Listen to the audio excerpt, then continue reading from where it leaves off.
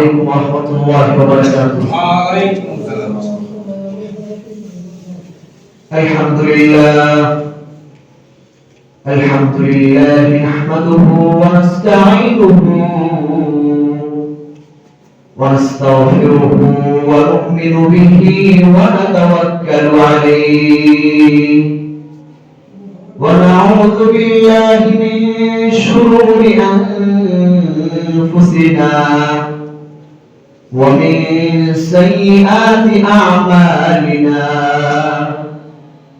من يهده الله فلا مضل له ومن يضلله فلا هادي له ونشهد أن لا إله إلا الله وأشهد أن محمدا عبده ورسوله أما بعد فأعوذ بالله من الشيطان الرجيم بسم الله الرحمن الرحيم يا أيها الذين آمنوا كتب عليكم الصيام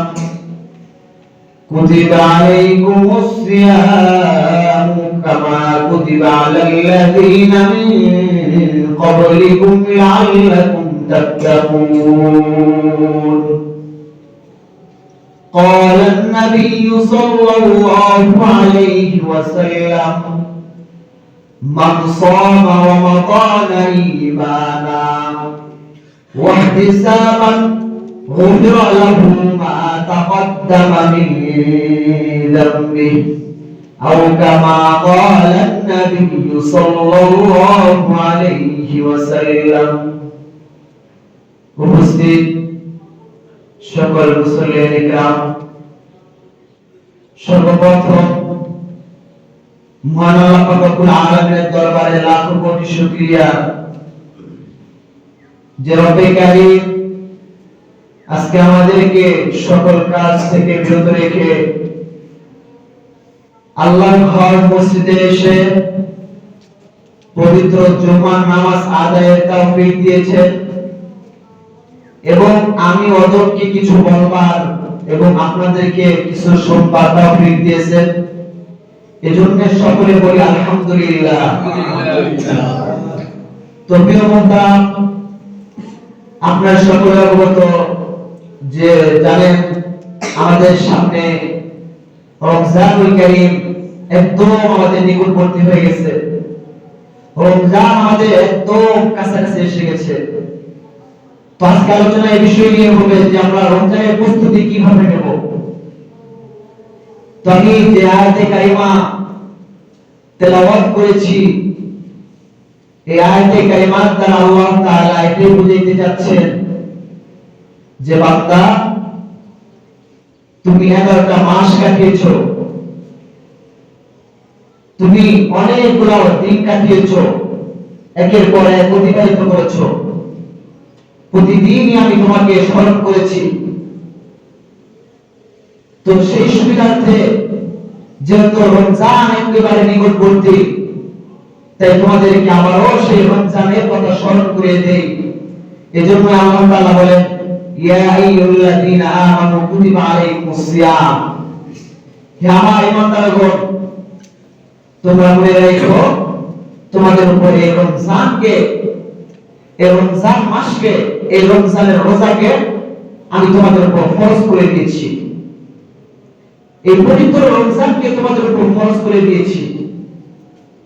এরপর আল্লাহ তাআলা বলেন এই রমজান শুধু তোমাদের উপর ফরজ যে বিষয়টা এমন না, বরং আমাদের পূর্বে আমাদের যে পূর্বপুরুষরা অতিবাহিত হয়ে গেছে রাসূল নবী আম্বিয়া কেরাম তাবেঈন মুজতাহিদিন যারা অতিবাহিত হয়ে গেছে এদের উপর এই রোজা ফরজ ছিল, শুধু আমাদের উপর বিষয়টা এমন না। এরপর আল্লাহ তাআলা বলতে যাচ্ছেন যে এই রমজানকে কেন তোমাদের উপর ফরজ করলাম, লাআল্লাকুম তাত্তাকুন, যে এই রমজান মাসে প্রতিটা মানুষ নিজের দিলকে সংশোধন করে আল্লাহকে ভয় করে প্রতিটা মানুষ যেন মুত্তাকি হয়ে যায়। এই রমজান মাসটা আল্লাহ রাব্বুল আলামিন এই রমজান মাসকে এমন ভাবে সুসজ্জিত করেছে, দেখবেন বিবাহের সময় মানুষ বাসা বাড়ি ঘিরে অনেক সুন্দর করে লাইটিং করে অনেক স্টাইলে সাজায় সাজগোজ করে। তো এই রমজান মাস আসতেছে, আল্লাহ রমজান মাসকে কত সুন্দর করে সাজিয়েছেন। দেখেন আল্লাহ রাব্বুল আলামিন এই রমজানুল কারীমে প্রথম 10 রোজাকে রহমতের, পরের 10টাকে মাগফিরাতের, পরের 10টাকে নাজাত, এভাবে সাজালেন। মানে পুরো রমজান মাসটা হলো আমাদের বরকতের মাস। আল্লাহ পুরো রমজানটাকে এভাবে সাজিয়েছেন। শুধু এমন না, অনেক সময় দেখবেন যে আমরা কোনো পণ্য কিনলে সেই পণ্যের সাথে অনেক কিছু ফ্রি পাই, মানে একটা কিনলে আরেকটা ফ্রি। তো এই আমাদের 11 মাস গেছে, যে এই 11 মাসে আমাদের কোনো কিছু বোনাস ছিল না। এই রমজান আল্লাহ বলেন যে এই রমজান বান্দার আমলের মাস, এই রমজান বান্দাকে একটা সুযোগের মাস, মাগফিরাতের মাস। এই রমজান আল্লাহ বোনাস হিসেবে পুরো 30টা রোজা দিলেন, এরপর সেহরি দিলেন, ইফতার দিলেন, এরপর তারাবি দিলেন। এই 4টা দ্বারা আল্লাহ তাআলা এই রমজান মাসকে বরকতপূর্ণ করলেন। মানে এই 4টা আমল আমাদের অতিরিক্ত বেশি, মানে আল্লাহর বান্দার আমল আরো বৃদ্ধি করতে চান, যে বান্দা আমল করো, আমল করে বান্দা আমার জান্নাত কি করে করো। তো প্রিয় মুহতারাম হাজরিন, আমাদের সামনে রমজান মাস আসতেছে, তো রমজানের প্রস্তুতি আমাদেরকে পূর্ণভাবে নিতে হবে। তো রাসূল সাল্লাল্লাহু আলাইহি সাল্লাম এই হাদিসের মধ্যে বলেন, মা সামা রমাদানা ঈমানান, যে ব্যক্তি রোজা রাখলো, কেন রোজা রাখলো? ঈমানের জন্য, ওয়াহতিসাবান, এবং সওয়াব হাসিলের জন্য, নেকি কামাইয়ের জন্য, গুফিরা লাহু মা তাকদ্দামা মিন যামবি। রাসূল সাল্লাল্লাহু আলাইহি সাল্লাম বলে, যে ব্যক্তি রোজা রাখলো ঈমানের জন্য, সওয়াব হাসিলের জন্য, আল্লাহ তাআলা তার পূর্বের মা তাকদ্দামা, মানে যে গুনাহগুলো অতিবাহিত করেছে, মানে যত গুনাহ করেছে এই রোজার পূর্বে, আল্লাহ সব গুনাহ মাফ করে দেন। সুবহানাল্লাহ। এই রমজান মাসকে আল্লাহ এই জন্যই বান্দার গুনাহ মাফের জন্য বানিয়েছেন। তো এই রমজান যখন আমাদের সামনে আসে, তো রমজানের মাধ্যমে আমরা কয়েকটা বিষয় শিক্ষা নিতে পারি। আল্লাহ কি জন্য আমাদেরকে রমজান দিলেন, প্রশ্ন থাকতে পারে। তো রমজানে দ্বারা আল্লাহ অনেক কিছুই বুঝাইতে চান, তার মধ্যে কয়েকটা হলো, এই রমজান থেকে আমরা মুসলমানরা যেন শিক্ষা গ্রহণ করি। 1 নাম্বার শিক্ষা হলো আত্মসংযমের শিক্ষা। আত্মসংযম মানে আমাদের মন যেটা চাবে সেটা থেকে বিরত থাকা। আমাদের মন এখন চাচ্ছে একটু পানাহার করি, আমাদের মন চাচ্ছে একটু নাচ দেখি, আমাদের মন চাচ্ছে একটু গুনাহ করি। এই গুনাহ থেকে বিরত থাকা, এটার নাম হলো রোজা, আত্মসংযম। দ্বিতীয় যে বিষয়টা সেটা হলো গরিবের কষ্ট অনুভব করা। এই রমজানের মাধ্যমে আমরা গরিবের কষ্ট অনুভব করতে পারি। কেমনে? যে আমরা যারা একটু সচ্ছল আছি, আল্লাহ তাআলা কিছু টাকা পয়সা দিয়েছেন, আমরা সব সময় অনেক সময় ভালো খাবার খাই, 3 বেলা খাবার খাই। তো গরিব কিন্তু এই কাজটা পারে না, সব সময় ভালো খাবার খেতে পারে না, 3 বেলা খাবার খেতে পারে না। তো আল্লাহ তাআলা এটাই বুঝাতে চাইলেন যে তোমরা রোজা রেখে খোদার অনুভবটা বুঝো, যে খোদা থাকা মানুষের জন্য কত কষ্টকর, এই জিনিসটা বুঝো, এই খোদার অনুভব বুঝো। অতএব যারা সামর্থ্যবান তারা যেন যাকাত দেয়, তারা যেন সদকা দেয়, যেন এই গরিবদের সুবিধা হয়, যেন এই গরিবরা আমাদের থেকে কিছু সদকা পেয়ে তারা উপকৃত হতে পারে। তো 3 নাম্বার যে বিষয়টা সেটা হলো রমজানুল কারীমে বেশি বেশি কোরআন তেলাওয়াত করা, এই কোরআনের সাথে আমাদের বেশি বেশি সম্পর্ক করা। আল্লাহ তাআলা এই রমজান মাসেই পবিত্র কালামুল্লাহকে নাযিল করেছেন। শাহরু রমাদানাল্লাযী উনজিলা ফীহিল কুরআন। আল্লাহ বলেন, বান্দা আমি পবিত্র রমজান মাসে এই কোরআনকে নাযিল করেছি, অতএব এই রমজান মাসে তোমরা বেশি বেশি কোরআন পড়ো।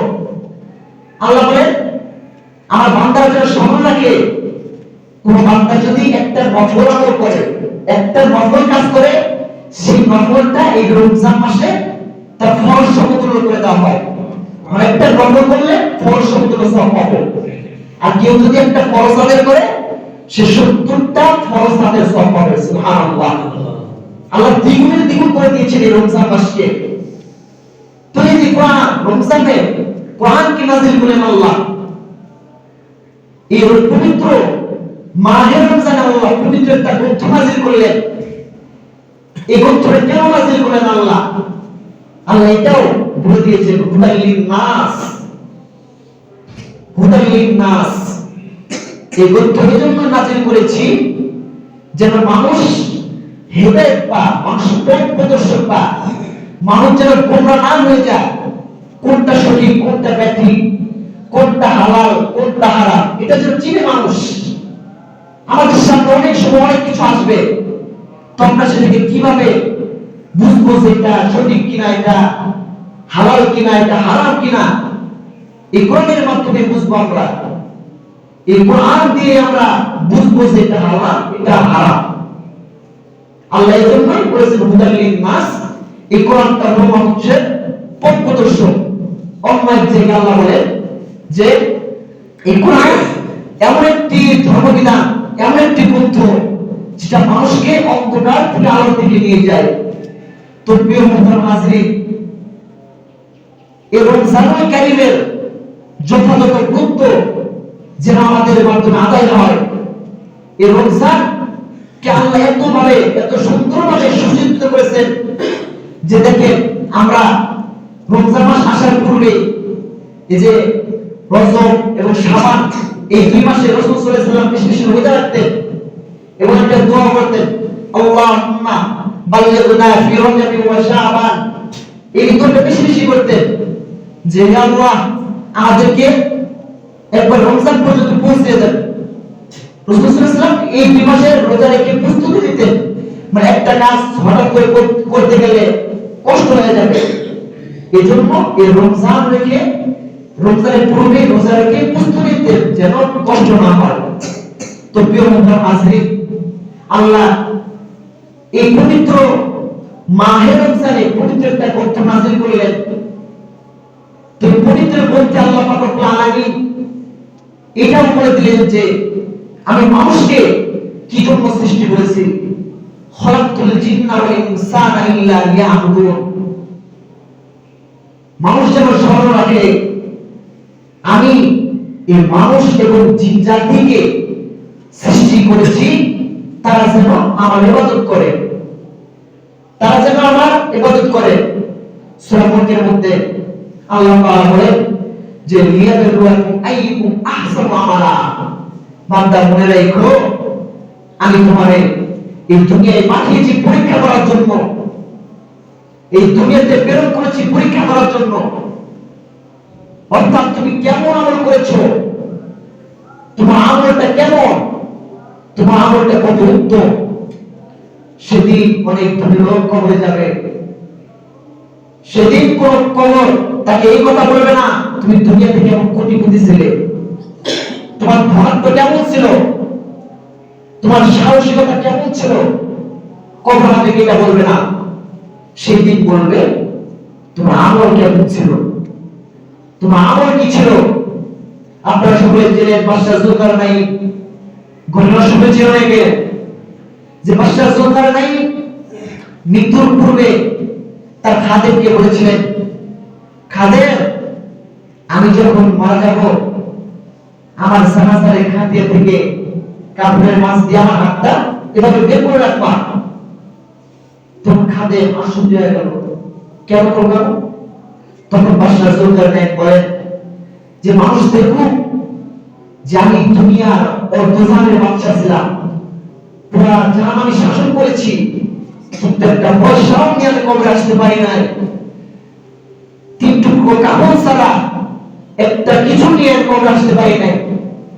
তো হঠাৎ করে একদিন বাদশাহ যুলকারনাইনের মৃত্যু হয়ে গেল।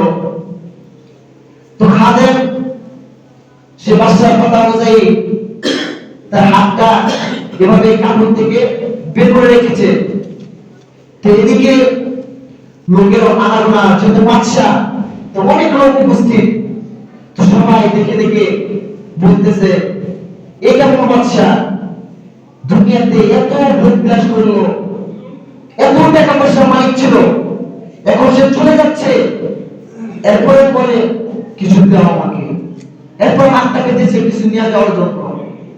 তখন খাদেম বলে আরে মানুষ, না না না, আমার মালিক এটা বুঝাইতে যাচ্ছে না, বরং আমার বাদশা যেটা বুঝাইতে যাচ্ছে যে দুনিয়ার মানুষ তোমরা মনে রাখো তোমরা কত টাকা মালিক, আমার তো এত টাকা যে আমি মারা গেছি কিন্তু একটা পয়সাও কবর নিয়ে যেতে পারি নাই, এই 3 টুকরা কাপড় ছাড়া একটা পয়সাও নিয়ে যেতে পারি নাই।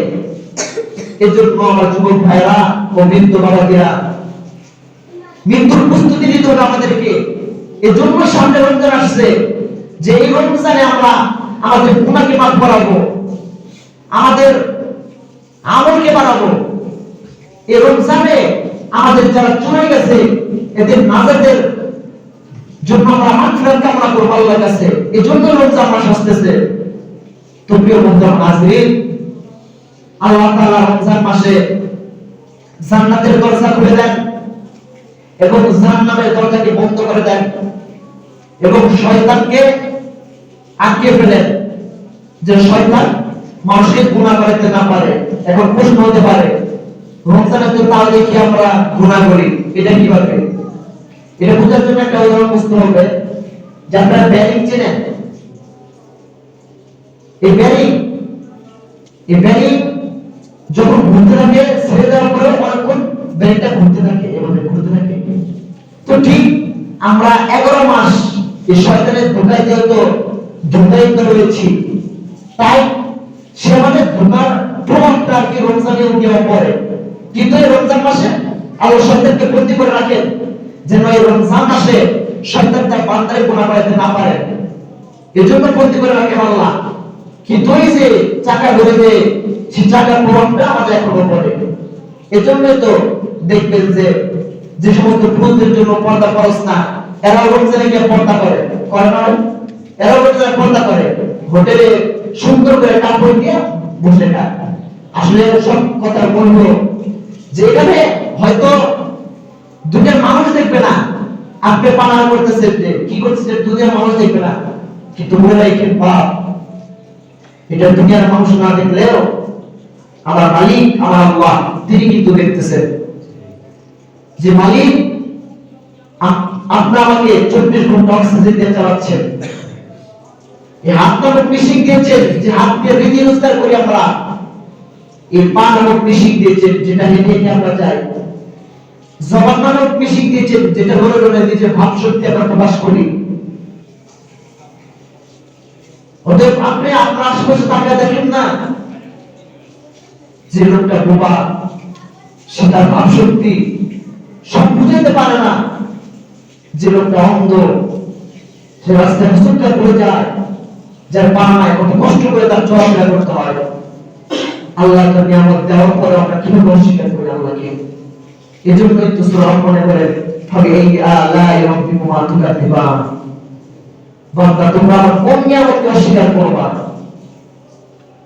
আমার কোন নিয়ামতকে অস্বীকার করবা? এই গাছটা দিয়েছি আমি, এই গাছটা তোমাদের জন্য নিয়ামত। গাছটা আমাদের যে ক্ষতিকর অক্সিজেন আছে এটা গ্রহণ করে সেটা ভালো অক্সিজেনটা দেয়, সেটা আমরা সাপ্লাই করি, সেটা আমরা গ্রহণ করি।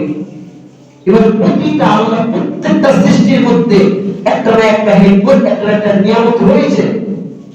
এই আসমান, এই জমিন, এই আকাশ, এই বাতাস, এই পানি সবকিছুতে আল্লাহ বরকত রয়েছে, সবকিছুতে আল্লাহর হিকমত রয়েছে। অতএব ফাবিআইয়া আলাই রাব্বিকুমা তুকাদ্দিবান, অতএব কোন বান্দা পারবে না আমার কোন নিয়ামতকে অস্বীকার করতে। তো প্রিয় বন্ধুরা হাজির, তো বাদশাহ যুলকারনাইনকে দেখে এভাবে যখন লোকেরা বলতেছিল, হাই হাই, স্বর্গজাহান রাজত্ব করার পরেও দুনিয়া থেকে আবার কিছু নিয়ে যেতে চায়, তখন বাদশাহ যুলকারনাইনের খাদে বলেছিল, আরে না না, দুনিয়ার মানুষ না, আমার মালিক এটা বুঝাইতে চাচ্ছেন যে আমি এত বড় রাজত্ব পাওয়ার পরেও দুনিয়া থেকে 3 টুকরা কাপড় ছাড়া কিছুই দিতে পারি না, এটা আমার খালি হাত, এটা আমার খালি হাত। বাদশাহ হারুন রশিদ আপনারা চেনেন, শুনেছেন বাদশাহ হারুন রশিদের অনেক ঘটনা।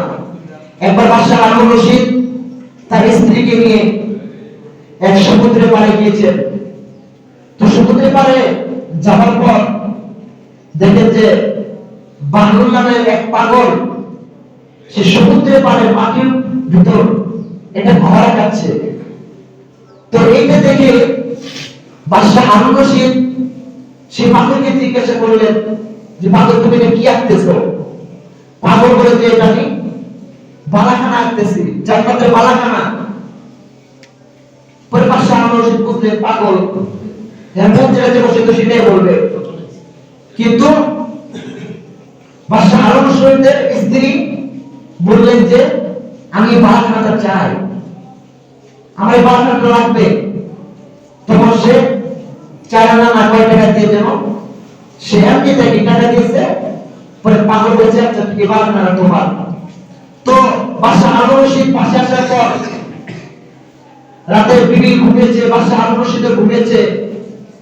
হঠাৎ করে স্বপ্নে দেখে যে একটা বিশাল বড় ভবন, সেই ভবনে তার স্ত্রীর নাম লেখা, সেখানে দারোয়ান তার করানো। তো বাদশাহ হারুন রশিদ যখন ঢুকতে চাইলেন, সেখানে গাছদার ছিল, পাহারাদার ছিল। তারপরে না না, এটা তোমার না, এটা তোমার স্ত্রীর, এটা তোমার জন্য না। তো বাদশাহ হারুন রশিদের ঘুম ভাঙার পর সকালে অবাক, এটা আমি কি দেখলাম? তো স্ত্রীকে সব খুলে বললেন। তখন স্ত্রী বললেন যে সে পাগল জাগিয়েছিল, সে পাগলের কোনো না কোনো বিপদ হয়েছে। তো পরের দিনও এভাবে বাদশাহ হারুন রশিদ এবং তার স্ত্রী সেই সমুদ্রের পাড়ে আবার গেলেন। যাওয়ার পর দেখেন যে সে পাগল সে সেম ভাবে আবারও সে এটা ঘোরাতেছে। তো বাদশাহ হারুন রশিদ বললেন, পাগল তুমি কি আঁকতেছো? বলে বালাখানা আঁকতেছি। কয়টা মানুষ বিক্রি করবা? কবা বিক্রি করবো। কত টাকা? কপুরা বাগদাদের যদি অর্ধেক আমারে দেন তাহলে বিক্রি করবো। কেন আজকে তো দাম কেন? কালকে না 4 মাস ছিল, আজকে তো দাম কেন? তখন পাগল জবাব দেয়, বাদশাহ সেদিন তো আপনি এটা মূল্য বুঝেন না, এজন্য দাম কম ছিল, এজন্য আপনার কাছে এটা বিক্রি করছিল। কিন্তু আজকে তো আপনি সব দেখেছেন, আপনি বুঝেছেন যে এটার মূল্য কত। অতএব আজকে আপনাকে অল্প দামে দেওয়া যাবে না, আপনি যদি নিতে চান পুরো বাগদাদের অর্ধেক আমাকে দিতে হবে। বাদশাহ এটা কিভাবে সম্ভব? তো এই ঘটনার দ্বারা এটাই বোঝাতে চাচ্ছি যে সামনে আমাদের সামনে রমজান মাস আসতেছে, এটার কদর আমরা অনেকেই বুঝবো, অনেকেই বুঝবো না। এটার কদরটা আসলে কেমন? তো এটা কদর আমরা এখন যদি নাও বুঝি, কিন্তু মৃত্যুর পর মারা যাবার পরে যখন আল্লাহ কাজ করে আমরা দাঁড়াবো আসামি হিসেবে, সিয়াল ধরে যখন লম্বা হয়ে আমরা দাঁড়াবো, শিশু আল্লাহ বলবেন, ওয়াক্তা সুরিয়াউ আইয়ুহাল মুজরিমুন, অপরাধী যারা আছো পৃথক হয়ে যাও, অপরাধী আছো যারা পৃথক হয়ে যাও। ফারিকুন ফিল জান্নাতি ওয়া ফারিকুন ফিস সাইর, এখানে অপরাধীদের জন্য জান্নাত প্রস্তুত, জান্নাতে যাবে তারা। সেদিন এটা মূল্য বুঝবো আমরা, এই রমজানের কি মূল্য। সেদিন যখন জাহান্নামকে আলাদা করে দেওয়া হবে, বিশাল হাসরের মাঠ কায়েম হবে, সে সময় প্রত্যেকের আমলনামা প্রত্যেকের কাছে দেওয়া হবে। তো যে ব্যক্তি ভালো কাজ করেছে, দুনিয়াতে নেক কাজ করেছে, সৎ আমল করেছে, তার আমলনামা ডাকাতে দেওয়া হবে।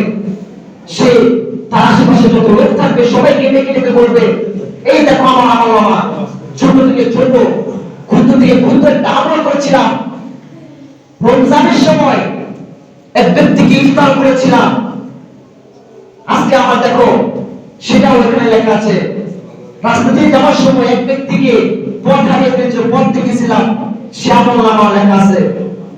আর বেঈমান, যে বেঈমান থাকবে, যে জাহান্নামী থাকবে, তাকে তার আমলনামা দেওয়া হবে, তার বুকের মাঝখান দিয়ে তার বাম হাতটা ঢুকে দেওয়া হবে। তাফসীরে জালালাইনের মধ্যে ঘটনাটা এভাবেই লেখে যে তার হাতটা, বাম হাতটা তার বুকের মাঝখান দিয়ে ঢুকিয়ে পিছনে বের করা হবে। পরে তারা আমলনামাগুলো তার হাতে দেওয়া হবে। তো বদকার যখন তার আমলনামা দেখতে না পারবে, তখন তার হাতটাকে বদকার পিছন দিকে ফিরে দেওয়া হবে। তখন বদকার আমলনামা দেখে বলবে, হায় আল্লাহ, আমার আমলনামা না দিলে আমার ভালো হতো, কেন আমার এই আমলনামা দেওয়া হলো? আমি যদি মাটি হয়ে যেতাম। সেই সময় বদকার চিৎকার করে করে এটা বলতে থাকবে। কিন্তু কোনো লাভ হবে না সেই দিন, কারণ পরীক্ষার দিন তুমি পরীক্ষায় ফেল করেছো। এখন রেজাল্ট বের হওয়ার পর যদি কান্নাকাটি করো, ফেল তো ফেলই তুমি, অতএব সেই সময় কোনো লাভ হবে না। এজন্য আমার বাবাজিরা, যুবক ভাইরা আমার, আমাদেরকে বুঝতে হবে যে সময়ের মূল্যটা কত, আমলের মূল্য কত। এটা এখন না বুঝলেও সে সময় আমরা ঠিক করে বুঝবো। যে সময় বদকার দেখবে যে সামান্য একটা মানুষকে গালি দিয়েছিলাম, সেই গালি আজকে আমার আমলনামার ভিতর। একজন মানুষকে শুধু মন থেকে তিনটা নিন্দা করেছিলাম, সে জানতো না, আজকে সে আমলনামার এখানে লেখা। আর সেই মানটা কেমন হবে? সেই মানটা এত ভয়াবহ। আহা, এই আলোচনাগুলো যখন আমরা করেছি, সত্যি কথা আমাদের দিলের হালগুলো অন্যরকম ছিল। আমাদেরকে উস্তাদরা যখন বলেছেন, তখন আমাদের দিলে এটা কম্পন বাড়ছিল যে সেই দিন সূর্যটা থাকবে মানুষের এক বিগত উপরে, মানুষ কাঁদতে কাঁদতে চোখ দিয়া পানির ভিতরে রক্ত বের হবে, রক্তের বন্যা হয়ে যাবে, মানুষ সেখানে হাত তুলে খাবে। তখন একজন আরেকজনের কাছে যাবে আমলের জন্য, একজন আরেকজনের কাছে দৌড়াবে আমলের জন্য। কিন্তু সেই দিন সবাই পেশাব থাকবে, কেউ কাউকে আমল দেবে না। যে আমল করেছে সে তারটা নিয়ে সন্তুষ্ট থাকবে, সে তারটা নিয়ে তাকে যেতে হবে।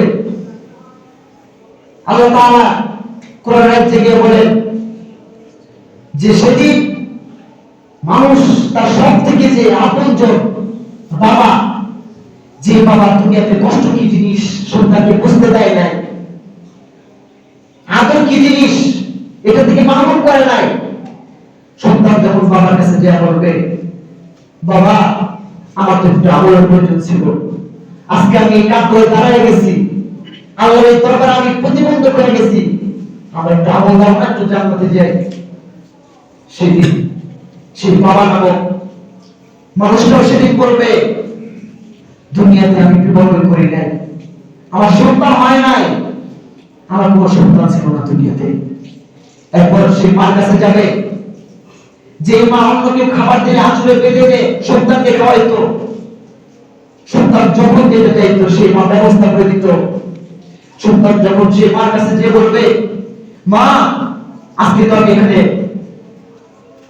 আটকে গেছি, আমার তো একটু আমলের প্রয়োজন ছিল, একটু নেকির প্রয়োজন ছিল, আমাকে একটু নেকি দাও, আমি একটু জান্নাতে যাব। সেদিন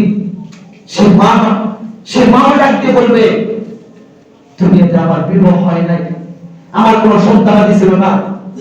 এরপর সেই বদকার দৌড়াইতে দৌড়াইতে তার ঘনিষ্ঠ বন্ধুর কাছে যাবে, যে বন্ধুর সব সময় পাশে পাইতো, বিপদ আপদের সুখে বন্ধুর কাছে টাকা ধার চালও দিত, বন্ধুর কাছে যে সময় যেতে চাইতো সেই সময় সেটা ম্যানেজ করে দিত। সে বন্ধুর কাছে যাওয়ার পর বলবে, বন্ধু দুনিয়াতে তো অনেক আমার হেল্প করেছিলাম, আজকে একটু আমলের প্রয়োজন দাও না।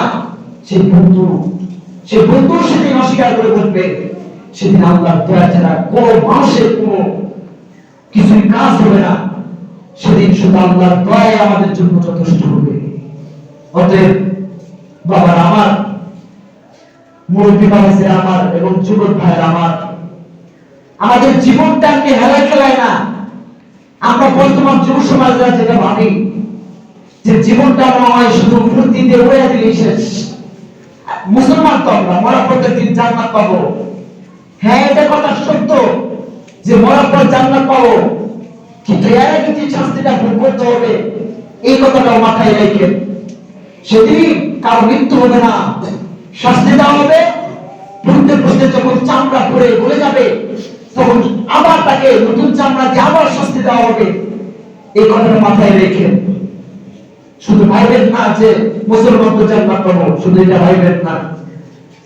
এজন্য আমাদের সামনে একটা আমলের মাস আসতেছে, রমজান মাস। এদিন আল্লাহ তাআলা কবরবাসীদের আযাব বন্ধ রাখেন। এই রমজান আসার আগে কবরবাসীরা ফুর্তিতে থাকে, আনন্দে থাকে যে আমাদের নাজাতের মাস আসতেছে, আমাদের মাগফিরাতের মাস আসতেছে। এদিন আমাদেরকে ক্ষমা করা হবে, আমাদের আযাব বন্ধ থাকবে।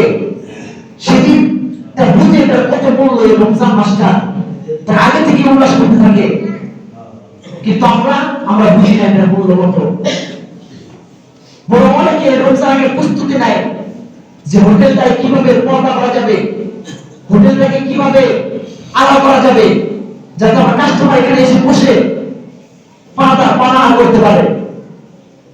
মনে রেখেন, আপনি আজকে এই ব্যবস্থাটা করে দিলেন, যে ব্যবস্থা এখানে যা খাবার খাবে তার যে গুনাহ হবে, এই গুনাহটা আপনার আমলনামায় দেওয়া হবে, এই গুনাহটা আপনার আমলনামায় দেওয়া হবে।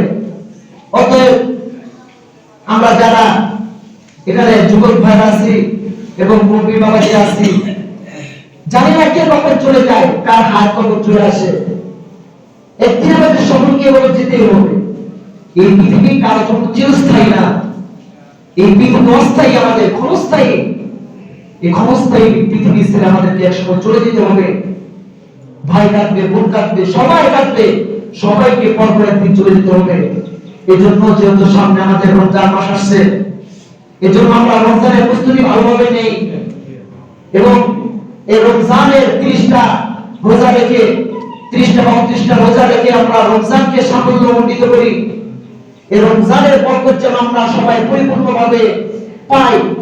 এই রমজানে যে আল্লাহ তাআলা বান্দার প্রতি যে নিয়ামত দিয়েছে, এই নিয়ামতটা যেন সুন্দরভাবে ভোগ করতে পারি। এজন্য আমরা রমজানকে সুন্দরভাবে কদর করব ইনশাআল্লাহ। তো এবারে আজকে আমি আমার বক্তব্য শেষ করছি। নাসরুল মিনাল্লাহি ওয়া ফাতহুন করিম ওয়া বাশশিরিল মুমিনিন।